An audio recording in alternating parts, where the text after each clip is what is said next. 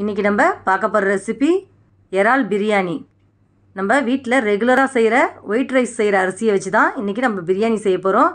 அதை குக்கரில் தான் செய்ய போகிறோம். ரொம்ப ஈஸியாகவும் டேஸ்ட்டாகவும் செய்ய போகிறோம். இதை எப்படி செய்யறதுன்னு பார்க்கலாம். வாங்க வீடியோக்குள்ளே போயிடலாம். நம்ம ரெகுலராக ஒயிட் ரைஸ் செய்கிற அரிசியை தான் நான் இன்றைக்கி யூஸ் பண்ண போகிறேன் இந்த பிரியாணிக்கு. இதை 2 கப் எடுத்து கழுவி 1/2 hour ஊற வச்சுருக்கேன். இப்போ எப்படி செய்யறதுன்னு பார்க்கலாம். ஒரு குக்கர் வச்சுக்கலாம். தேவையான அளவு எண்ணெய் ஊற்றிக்கலாம். பட்டை, சோம்பு, சீரகம், கல்பாசி, மராட்டி முக்கு போட்டுக்கலாம். 2 பிரியாணி இலை போட்டு ஒரு மீடியம் சைஸ் வெங்காயம் கட் பண்ணி வச்சுருக்கேன். அதையும் போட்டுடுறேன்.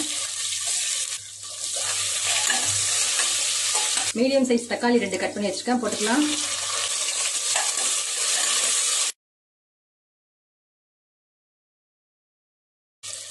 ஒரு கைப்பிடி அளவு புதினா போட்டுக்கலாம்.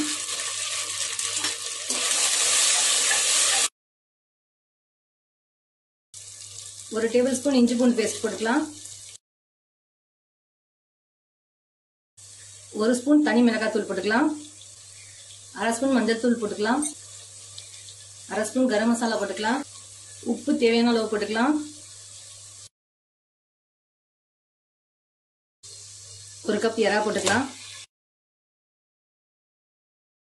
நல்லா மிக்ஸ் பண்ணிட்டோம். 2 டேபிள் ஸ்பூன் தயிர் போட்டுக்கலாம்.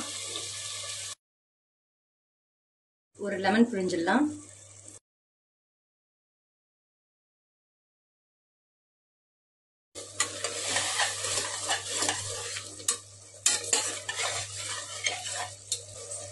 நம்ம 2 கப் அரிசிக்கு 5 கப் தண்ணி ஊற்றிக்கலாம்.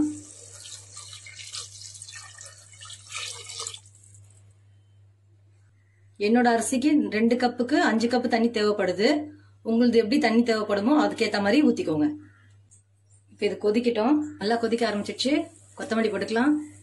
கழுவி ஊற வச்ச அரிசியை போட்டுக்கலாம்.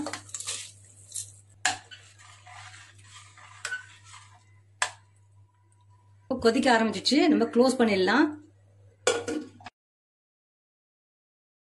இது ஒரு 4 விசில் வரட்டும். நம்ம சாப்பாடு எப்படி வந்திருக்கு பார்க்கலாம்.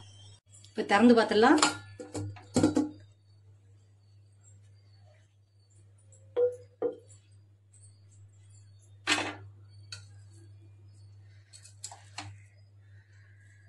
நம்மளோட எறா பிரியாணி சூப்பரா வந்திருக்கு.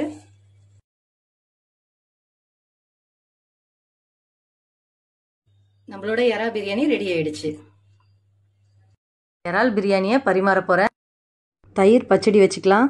நம்ம சேனல்ல ஏற்கனவே இந்த மீன் வறுவல், இந்த இறால் வறுவலும் போட்டிருக்கோம். நம்ம சேனல்ல போய் பாருங்க. நம்ம பிரியாணியை போட்டுக்கலாம். இந்த இறால் பிரியாணியை செஞ்சு சாப்பிட்டு பார்த்துட்டு லைக் பண்ணுங்க, ஷேர் பண்ணுங்க, கமெண்ட் பண்ணுங்க. ரேவதி வீட்டு சமையலுக்கு சப்ஸ்கிரைப் பண்ணுங்க.